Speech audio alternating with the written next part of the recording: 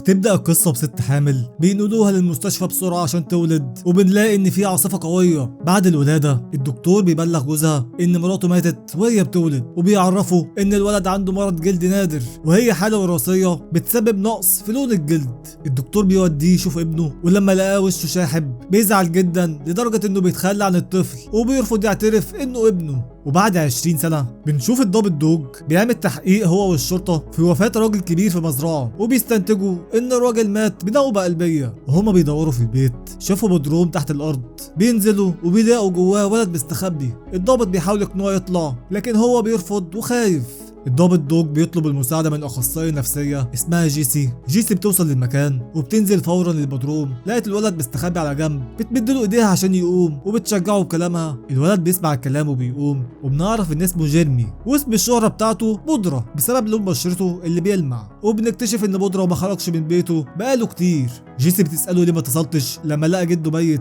بودرة بيفهمها ان جده حذره لو حد شافه فممكن يوديه بعيد عن المنطقة، وعشان كده ما كانش بيختلط بالناس. وعشان يقدر يتعلم بنى مكتبة صغيرة واحتفظ بيها بالكتب. بودرة بيقول لها انه حافظ كل جزء في الكتب بتاعته، فجيسي بتتحداه وبتختار كتاب صعب لطلبة الكلية. بتقول له على رقم الصفحة وبتسأله هيعرف اللي فيها ولا لا، وفورا بيسمع الصفحة بالكامل من غير اي اخطاء. وبعدها بودرة بيروح مع جيسي دار للاطفال والايتام، وده لانه بقى تحت رعاية الدولة. ولما وصل هناك العيال بيشوفوه ومتفاجئين من لونه وانهم ما شافوش حد شبهه قبل كده. بودرة كان قاعد بيتعشى فقرب منه زعيم عصابة المتنمرين اللي اسمه جون. جون بيقول له حط مناخيره على المعلقة. بودرة بياخد منه المعلقة وبيتعكها بصبعه كذا مرة، وفجأة بنلاقي كذا معلقة بتتنقل بسرعة ناحيته. العيال بيبصوا هم متفاجئين من اللي حصل وشايفين ان بودرة مش طبيعي، لكن هو بيوضح ان دي قوانين الجذب والمغناطيس. الضابط دوج بيرجع البيت وابنه كان بيزور امه يطمن عليها لانها مريضة جدا، وواضح ان علاقة الاب بابنه فيها توتر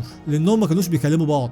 الممرضة بتقول للضابط ان مراته حالتها اتحسنت شوية لما شافت ابنها. وبعد ايام بودرة راح المدرسة وكانت حصة فيزياء. الاستاذ بيوريهم جهاز اخترعه بيولد تيار كهربي، ولما المدرس شغل الجهاز بودرة ما كانش مرتاح وعمال يرتعش، وفجأة الجهاز هيس وبيفرغ صاعقة كهربائية في المعمل. الصاعقة كانت قوية جدا وراحت خبطت في بودرة، وبودرة طار في الهواء وكل الطلاب مرعوبين من اللي حصل. الاستاذ بيحاول يقفل الجهاز لكن مش عارف، فبيقرر فورا يكسره بكرسي خشب. الاستاذ راح يشوف بودرة حصل له ايه، لكن هو كان اغمى عليه وواقع على الارض. الاستاذ كان خايف جدا ان بودرة يكون مات، فبيقرب يشوف نبضه، واول ما لمسه الاستاذ لقى شعر ايده كله مكهرب وفي حالة غريبة. الاسعاف بتيجي ونقلوا بودرة للمستشفى. الاستاذ بيقول للدكتور على اللي حصل، لكن الدكتور مش مصدقه لان محدش يتعرض للصاعقة الكهربائية ديت ويفضل عايش، او على الاقل كانت ثابت علامات حروق على جسمه. الاستاذ بيحاول يقنع الدكتور ويقول له ان جسم بودرة اتعرض لعملية اسمها التحلل الكهربائي، وده سبب ان جسمه ما فيهوش شعر. وهما بيتكلموا الممرضة بتيجي تعرفهم ان بودرة هرب من شباك المستشفى. بودرة كان ماشي في الشارع وبيشوف زميلته من المدرسة اسمها ليندسي بيتكلموا سوا، وبودرة بيشوف جارهم بيبص عليه باستغراب. بودرة بيقول للبنت انه يقدر يسمع هما بيفكروا في ايه، لكن هي بتقول له تلاقيك تعبان من الصدمة الكهربائية. بودرة بيكمل مشي لبيت جده، لكن بيصادف الضابط في الشارع وبيخلوه يرجع معاهم. وتاني يوم بودرة بيروح المدرسة بيقابل المدير ويتكلموا ان نتائج اختبارات الذكاء بتاعت بودرة ممتازة جدا وانها اعلى من اي حد في العالم كله. المدير بيفهمه انه شخص مميز ومش عادي، لكن بودرة ما كانش مهتم وبيطلب منه يرجع لبيت جده. جيسي بيتعرفوا انه ما يقدرش يرجع البيت لان البيت بقى ملك للبنك. وبعدها الطلاب بيركبوا الاتوبيس وبيروحوا رحله في الغابه ومعاهم الضابط دوج. بيجي الليل والطلاب متجمعين جنب النار، لكن بودرة بيبقى قاعد لوحده. الضابط بيقرب منه يتكلموا سوا، وفي نفس الوقت بتبدا عاصفه ورعد.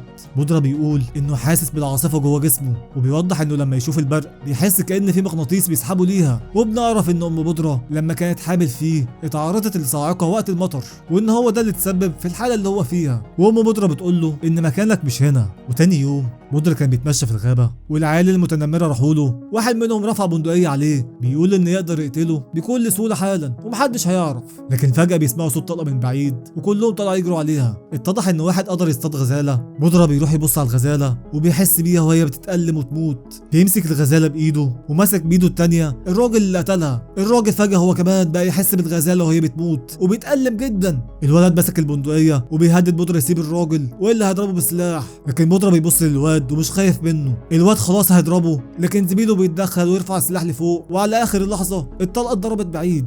وبعدها جيسي بتروح لبودرة بتساله ايه اللي حصل، وبتعرفه انها قلقانه عليه وعلى حالته النفسيه، لكن بودرة ولا في باله وبيقول لها عايز يرجع بيت جده، لكن هي بترفض كلامه. بودرة بيتعصب منها ومن غير ما يقصد بيستخدم الطاقه اللي جواه. بودرة تسبب في كسر ازاز الشباك وكل حاجه ازاز اتكسرت في الاوضه، وجيسي بتفهم انها مش هتقدر تمنعه يمشي. الظابط دوج كان في بيته بيطمن على مراته المريضه، لكن هي تعبانه جدا وحالتها من سيء لأسوأ. بنعرف ان مراته في غيبوبه ومش قادره تتكلم ومحدش عارف هي بتفكر في ايه، والدكتور مستغرب انها لسه متمسكه بالحياه. وتاني يوم بودرة كان قاعد لوحده في المدرسه، بيدخل المكان استاذ الفيزياء. الاستاذ بيعرفه ان وقت ما الكهرباء ضربته حس بالطاقه اللي فيه، وبيعرفه انها طاقه قويه جدا، وبيقول له على نظريه اينشتاين ان لو حد استخدم 100% من عقله فهيقدر يعمل حاجات محدش يتصورها. الاستاذ بيقول له انه عايز يبقى صاحبه عشان يقدر يعرفوا معلومات اكتر. بودرة كان خايف ومتردد لكن بيوافق ان هم يبقوا صحاب.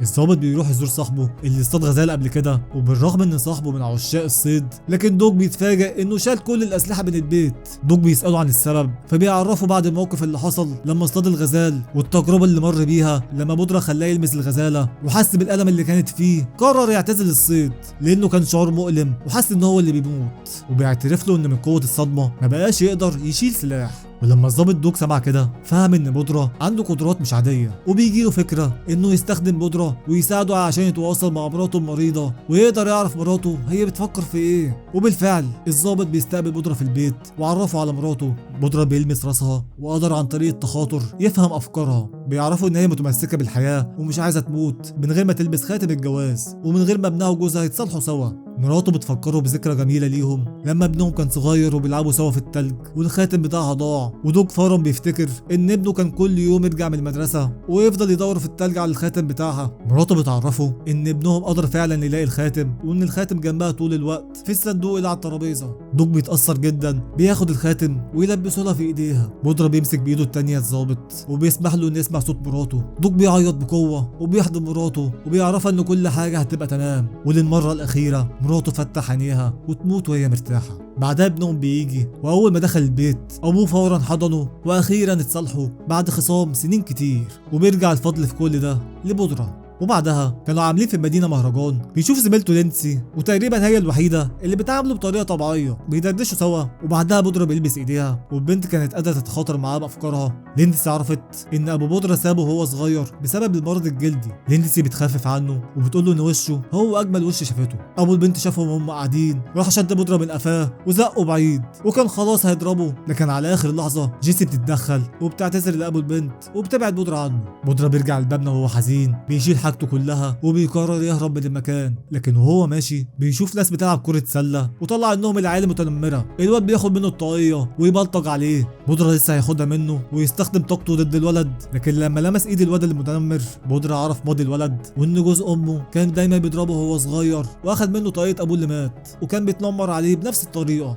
بودرة بيقول له كل دوت، لكن الواد بيتعصب اكتر عليه وعايز يضربه بقوة. وفجأة الدنيا بتمطر والواد سحب بودرة لبره، بيقرر يهزقه ويهينه ويزقه في الميه متوسخه. بودرة اتعصب جامد وجاب اخره منه، بيستخدم بقوه الطاقه الكهرومغناطيسيه عليهم والعيال المتنمره طاروا في الهواء. بعدها العيال بيفوقوا، لكن الواد المتنمر كان لسه مغمى عليه. صحابه بيحاولوا يفوقوه لكن بيلاقوا نبضات قلبه وقفت وانه خلاص هيموت. بودرة بيشوفه وبيزعل جدا من اللي عمله، فبيقرر يروح للواد وبيحاول ينعشه بالكهرباء. بودرة بيحاول ويحاول واخيرا الولد فاق. العيال المتنمره بيشكروا بودرة انه ساعد صاحبهم وبيقرروا يساعدوه ويهربوه من المكان. بيركبوه عربيه وما يحصلش معاه مشاكل. بودرة بيوصل البيت لكن للاسف بيلاقي ان فعلا البنك اخد بيت جده والبيت كله فاضي. وبعد فتره جيسي بتوصل للمكان بتواسيه على اللي حصل وبتاكد له انها هتوفر له مكان احسن. هم طالعين بيلاقوا الظابط دوج بره. جيسي بتقول له يساعدها وتخليه يسيب الواد في حاله، وللمفاجاه الظابط بيوافق، وده لان بودرة ساعده مع مراته المريضه وخلاه يصالح ابنه. في نفس الوقت بتيجي عاصفه قويه جدا وبودرة بيجي في المكان وهو فرحان،